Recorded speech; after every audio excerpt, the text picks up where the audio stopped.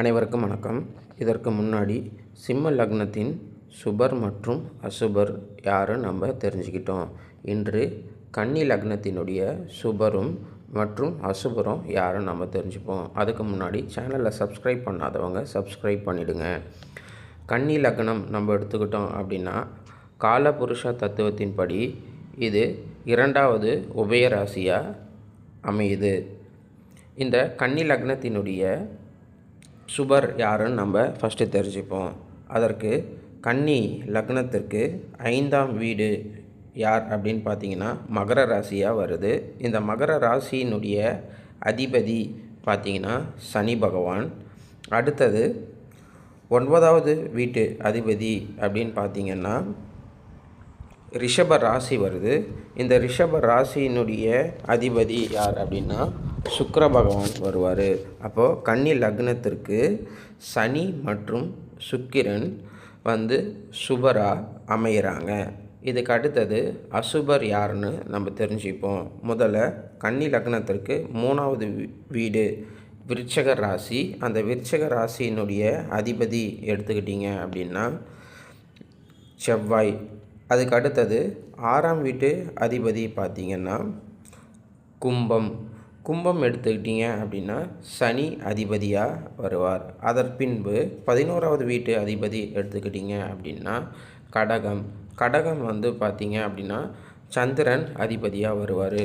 இதில் ஒரு முக்கியமான ஒரு விஷயத்தை நம்ம பார்க்க போகிறோம்.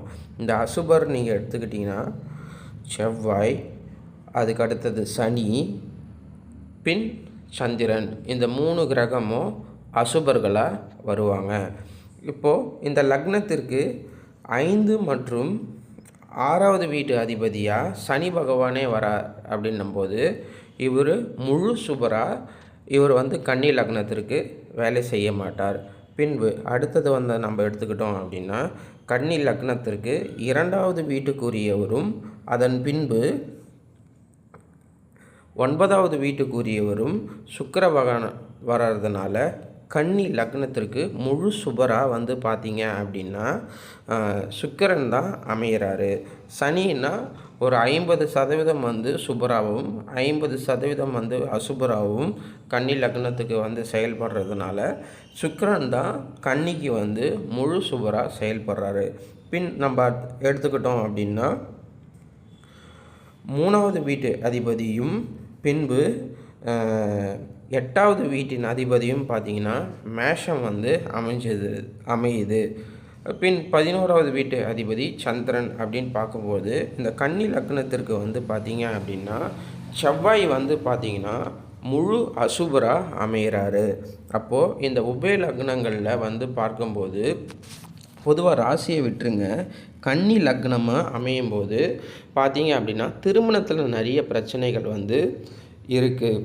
இதெல்லாம் பார்த்திங்க அப்படின்னா சந்திரன் அமையக்கூடிய ஒரு இடமும் அதன் பின்பு லக்னாதிபதி புதன் எந்த வீட்டில் அமைகிறாருன்னு பொறுத்து சில பரிகாரங்கள்லாம் இருக்குது. அது ஜோதிடர்கள்கிட்ட கேட்டு அதுக்கான பரிகாரத்தை செய்து உங்களுடைய வாழ்வில் கிரகங்களால் ஏற்படக்கூடிய தோஷங்களை குறைச்சிக்கிட்டு உங்களுடைய சுபத்துவத்தை அதிகரிக்கக்கூடிய செயல்களை செய்தால் இந்த கன்னி லக்னத்துக்கு இந்த சுபர்களால் ஏற்படுத்தக்கூடிய பிரச்சனைகள் தவிர்த்துக்கலாம் அப்படின்றது ஜோதிட சாஸ்திரத்தினுடைய நியதி.